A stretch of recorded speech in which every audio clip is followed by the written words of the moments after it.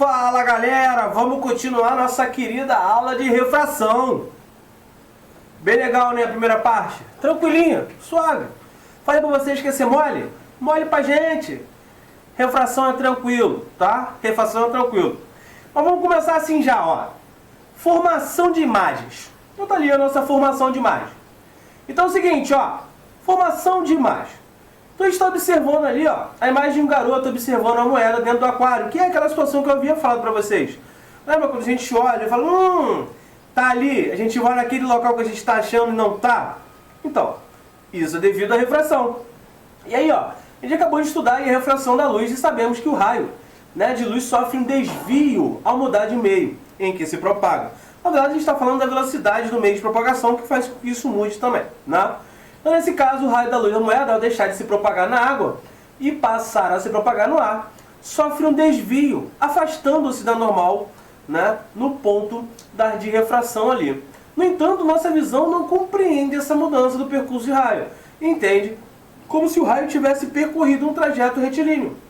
Desse modo, é como a moeda, né, se a moeda não estivesse naquela posição que a gente falou, indicada na figura, que é a continuação do raio refratado para dentro da superfície, tá? Então é aquilo como eu havia falado, você olha para aquela posição, acha que está ali, a sua mente, ó, o raio de luz ele vai incidir aqui, ele vai seguir normalmente, eu estou vendo ali, vou pegar ali e não está ali. Ou seja, ocorreu uma refração, ou houve uma mudança, né, desse nosso raio. E aí nós temos dois exemplos aí, temos o exemplo do garoto e temos também ali o exemplo do copo, que é aquilo que eu falei. Você olha para o canudo e você vê, ué, o canudo está nessa e tá quebrado. Quebrou o canudo, né? Quebrou o canudo. Não quebrou. Nada mais é do que uma refração. Beleza? Então, bom. Esse mesmo efeito ocorre para caso da colher, que a gente já viu também, que eu já falei parcialmente no copo. Então, os raios da luz da parte inferior da colher que está submersa sofrem um desvio ao passarem, né, da água para o vidro e por aí vai. No entanto, os raios da parte da colher que não está submersa sofrem um desvio apenas ao passar do ar para o vidro e do vidro para o ar, né? E desse modo tem a impressão de que raios vêm de diferentes posições e a colher parece estar quebrada, né? Então a gente tem um índice de refração do ar que a gente vê de uma forma, e quando a gente chega na água tem outro índice de refração, né? Como eles não vão seguir o mesmo raio, parece que ela está quebrada. É o mesmo caso do garoto ali em cima. E aí a gente vai imaginar o seguinte. Bom, é importante lembrar do princípio da reversibilidade da luz. Bom, na situação da figura abaixo, o raio de luz que sai do peixe, né, P ali, ó, peixe lá embaixo, na posição X, tá vendo? E atinge o olho do menino M, que está aqui embaixo, ó. Então, quando o menino está lá na posição M, né, ele vê o peixe naquela posição onde? X. Beleza. E aí percorre o caminho XYZ. Tá ali, ó. Então XYZ. O menino tem a impressão de que o peixe está na posição P'. Lembra que a gente falou que ele, no caso, ele se aproxima, né? No caso ali, se aproxima da normal. Então é isso. O garoto está na posição M, ele vê o peixe na posição P'. Só que na verdade o peixe está na posição P, que é na posição X. Tá? Pelo princípio da reversibilidade da luz, o raio, né, que vai do olho do menino para o peixe também percorre o mesmo trajeto, no sentido inverso, X, Y, Z. Mas para o peixe, o menino está na posição M'. Né? Então o que acontece? Quando o garoto está na posição M, ele vê o peixe na posição P, sendo que o P, né, é onde o peixe não está. Ele está na posição P'. E aí o peixe estando na posição P', né, ali, quando ele olha, né, para cima ali, o que ele vê? Ele vê, na verdade, o menino na posição M' e não o menino na posição M. Sinistro, né? Bem legal. E aí, a gente vai lembrar do caso do quê? Dos índios. Né? Pode lembrar também o caso do índio. O que tinha a questão do índio? O índio, quando ele vai, né, pegar lá a sua lança para pescar, né, o peixe, ele não joga exatamente na posição onde ele vê o peixe. Ele joga um pouco mais para baixo. Por quê? Porque ele, né, por costumes, né, digamos assim, por cultura, ele sabe que o peixe não está ali. Nada mais é do que um método empírico. Ou seja, ele fez testes Várias e várias vezes ele jogava e olhava e, cara, eu não consigo pegar o peixe. E aí, de repente, ele jogou uma posição um pouco mais abaixo e pegou. Falou, peraí, tem uma coisa errada aí. E aí você vai, ele foi testando empiricamente, testes, e aí chegou a essa conclusão, que ele tinha que jogar um pouco mais abaixo. Mas chega lá pra ele e fala, não, cara, isso aí é de acordo do princípio, né, da refração e tal. Você vai explicar pra ele? Não, ele vai chegar pra você e vai falar, cara, joga um pouco mais abaixo, você vai pegar o peixe. Isso é que importa. Tá? E aí, dióptro plano. Então, um sistema construído por dois meios transparentes de refringência, né, diferentes, índice de refração diferente, claro, separados por uma superfície plana, é um dióptro plano. Os exemplos vistos anteriormente eram construídos de dióptros planos. Bom, determinaremos agora uma relação entre a posição real e a posição aparente da imagem que vemos em um dióptro plano. Então, considerando o sistema a água, um aquário, por exemplo, em que a gente tem a água, que é o meio transparente, e tem o vidro também, que é o meio transparente, representado na figura abaixo. Então vamos analisar a situação de um objeto, né, na água. Um peixe, por exemplo, o observador no ar. Anteriormente, constatamos que a imagem aparente do peixe formava-se, né, uma posição mais próxima da superfície da água do que a posição real do peixe. Bom, se vocês observarem ali, né, nós temos a interface da água, na superfície ali da água e do ar. A gente não está lidando com o aquário que eu falei, porque a figura deu ruim na hora que eu fui colocar. Nada mais justo, eu coloquei ali a imagem de um pássaro e a situação dos peixes lá embaixo na água. É a mesma coisa. Só não vai ter o aquário, né? E aí nós temos ali a posição do observador, que é o nosso pássaro, e aí observe, né, a imagem P' e o objeto P, né? Nós temos ali as distâncias, nós temos o ângulo de incidência ali, nós temos o ângulo ali de refração, né? E é isso, particula-se aí por um dióptro plano, né? Um sistema de dióptro plano em que a gente pode calcular, né, como, né, qual é a posição real do nosso objeto e qual a posição real no caso da imagem, né, abaixo ali. E aí, quando o objeto, né, é observado de modo que o ângulo de incidência seja praticamente perpendicular, a seguinte equação é válida. Ou seja, n do observador sobre n do objeto é igual a P' sobre P. Tá? Quem é P'? Bom, P' é a distância da imagem à superfície, tá? E P é a distância do objeto à superfície.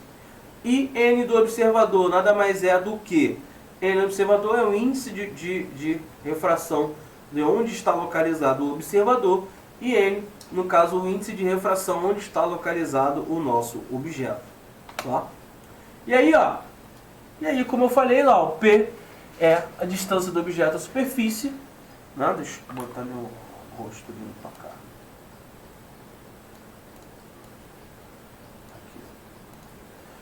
Né? Então, em P é a distância do objeto à superfície, P' é a distância da imagem à superfície, né? Como eu botei ali. Assim, se observarmos, né, o observador estiver no meio menos refringente, a imagem do objeto estará mais próxima da interface de separação dos meios. Se o observador estiver no meio mais refringente, ocorrerá o oposto, a imagem estará mais distante.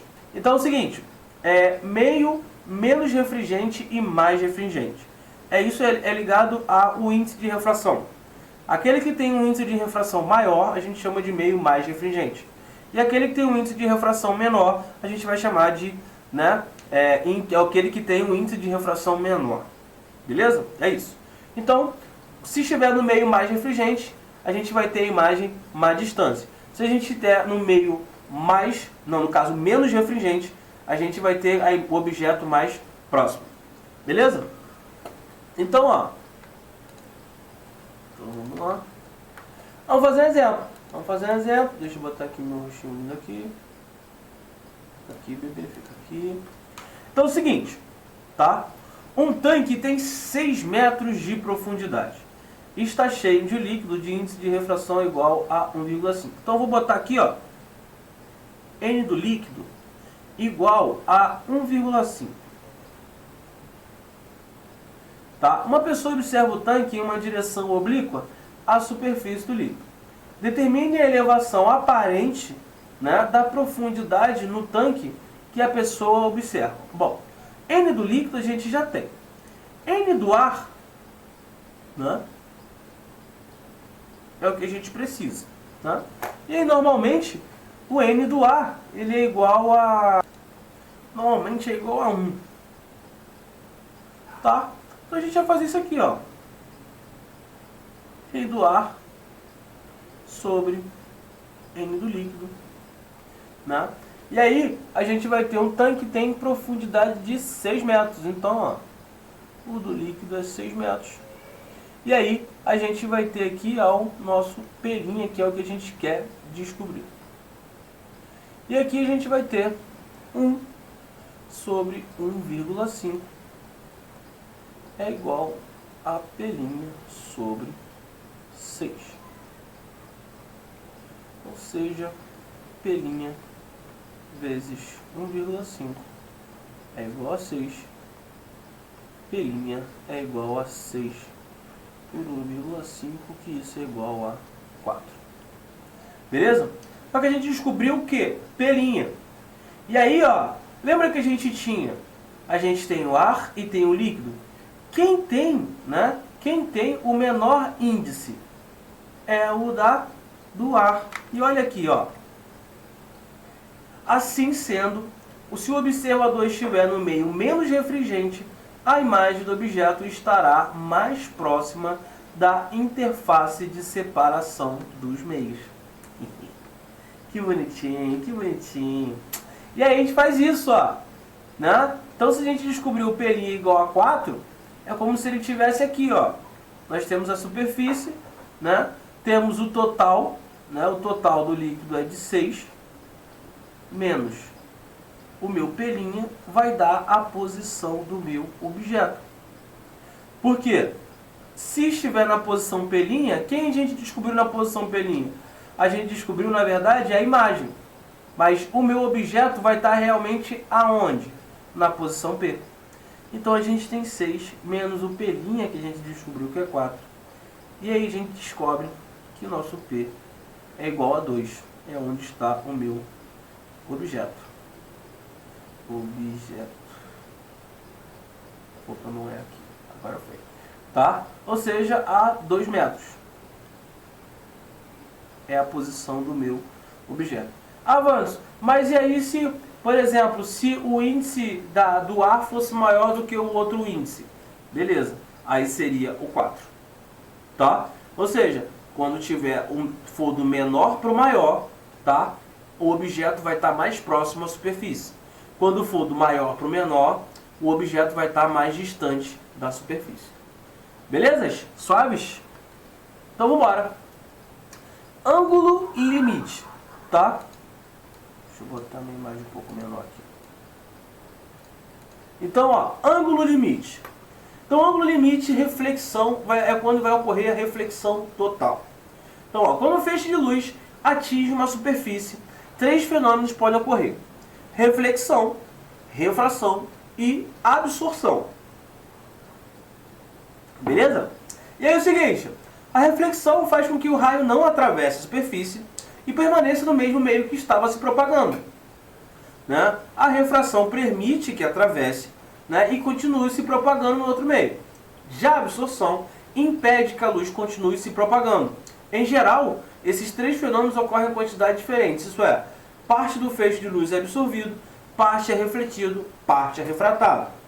Vamos estudar em casos particulares, né, muito interessante, a reflexão total. Um raio de luz é refratado, afastando-se da normal. Ao atravessar a interface do meio, mais refringente para o meio, no caso menos refringente.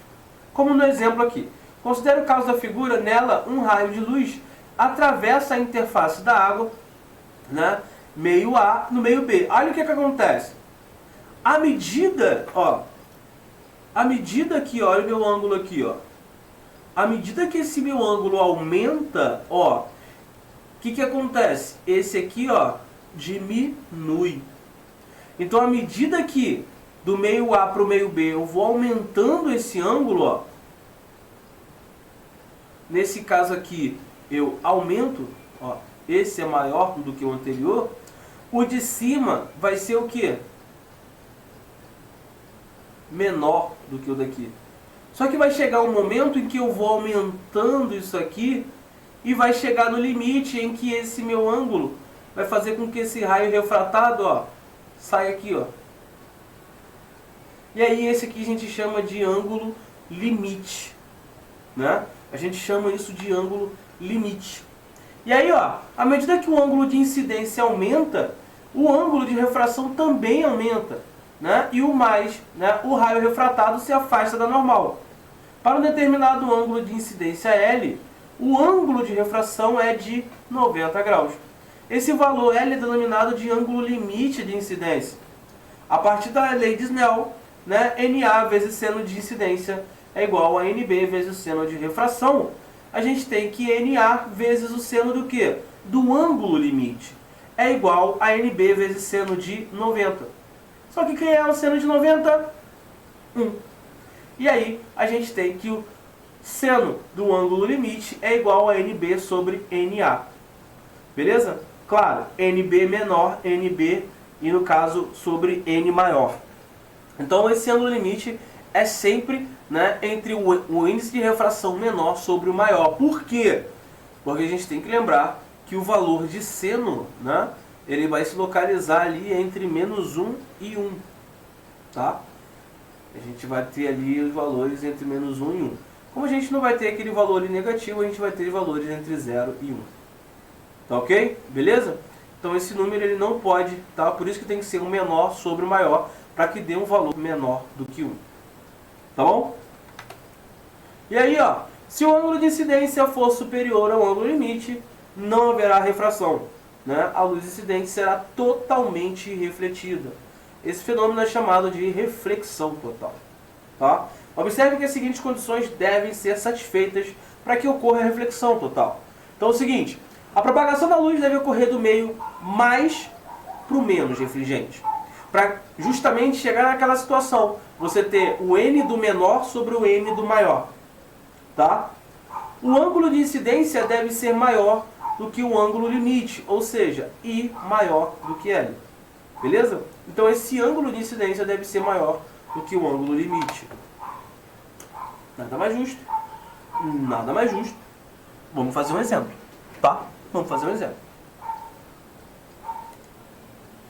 Então aqui, ó, para finalizar, fiz o desenho aqui. A fibra ótica é construída de uma estrutura cilíndrica de vidro, composta basicamente por dois materiais diferentes, sendo o interno o núcleo e o externo a casca. A fibra ótica é basicamente a estrutura de uma fibra ótica. Então tá ali, vocês estão vendo, é isso aí. Não tem como você não ver uma fibra ótica aí. Então aqui está a casca da minha fibra ótica, né? E aqui tem o nosso ângulo limite. O que ele quer na verdade? Ele quer que calcule esse nosso ângulo limite, né? Sendo que isso aqui, ó, vai ficar aqui, na casca. E aí, a gente só vai calcular como? Então, ó, N2, lembrando que, ó, parte do, como foi falado aqui, ó, o ângulo de incidência deve ser maior do que o ângulo limite, ou seja, I maior do que L. Então, a gente já levando em consideração que o nosso I é maior do que L, a gente tem N2 vezes o seno desse nosso ângulo limite, vai ser igual ao, no caso, N de quem? N do ar, vezes quem? O seno de nosso querido 90 graus. E aí nós temos N2, que é da casca, nós temos 2, vezes o seno de L. É igual ao N do ar, que é 1, vezes o seno de 90, que é 1. E aí nós temos que seno de L é igual a 1 dividido por 2. Ou seja, qual o nosso querido arco que tem, né? Cujo seno é igual ali a 1 sobre 2. A gente sabe que nosso L é igual a 30 graus. Tá? É só isso que ele quer que calcule. No mais, beleza, galerinha? Então, é isso, tá? É isso. Voltei, mas não voltei assim tão mal. Voltei bonzinho, tá? Então, o que a gente precisava entender com relação à refração, né? Refração, aquela formulinha básica, né? Entender que a velocidade da luz do vácuo ela é maior. Então, a velocidade da luz em qualquer outro meio tem que ser menor do que a velocidade da luz no vácuo. Isso é importante lembrar, tá? Outra coisa que é muito importante da gente lembrar é essa questão do ângulo de incidência e ângulo de refração, sempre em relação à nossa normal, tá? Lembrar que o índice de refração ele é uma grandeza adimensional, tá? Beleza? Então, a gente lembrando todas essas, né, essas relações, todas essas leis, né, por exemplo, a lei de Snell ali, que é importantíssima, tudo vai ficar muito simples pra gente, tá? Tudo é muito simples e lembrar, claro, que a nossa refração é a mudança de meio e que com a mudança de meio, o que muda é a velocidade de propagação da luz naquele meio, que vai ocasionar, tá, a diferença, né, do índice de refração dos meios. Tá bom?